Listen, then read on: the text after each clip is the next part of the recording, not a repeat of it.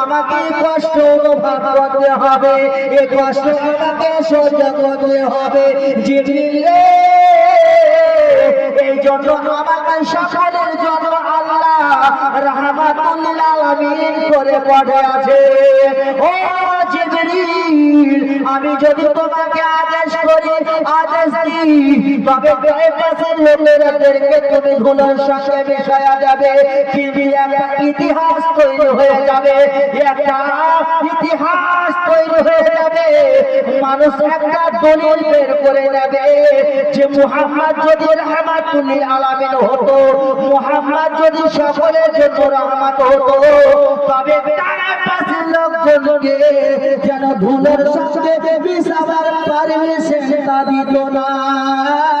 ও জিবরিল যাও, তার পাশের লোকেরা আমাকে এখনো চিনতে পারেনি রে, যখন আমাকে চিনে নেবে ওই তার পাশের লোকেরা এক করে আমার কালমা তাইয়্যিবা লা ইলাহা ইল্লাল্লাহু মুহাম্মাদুর রাসূলুল্লাহ পড়ে সকলে ইসলাম দিয়ে কবুল করে নেবে।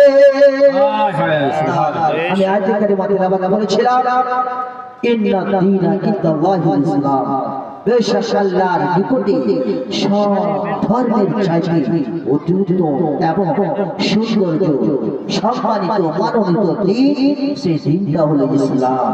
আর মুসলমান যে ইসলামকে ফলো করবে, যে ইসলামের হকাম আর কানকে মানবে, তাকেই মুসলমান বলা হয়।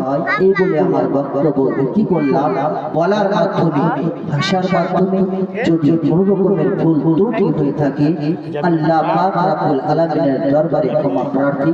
আমার সাথে সাথে সকলে বলুন আস্তাগফিরুল্লাহ রাব্বি মিন কুল্লি যামবি ওয়া আতুবু ইলাইহি। আসসালামু আলাইকুম ওয়া রাহমাতুল্লাহি তাআলা ওয়া বারাকাতুহু।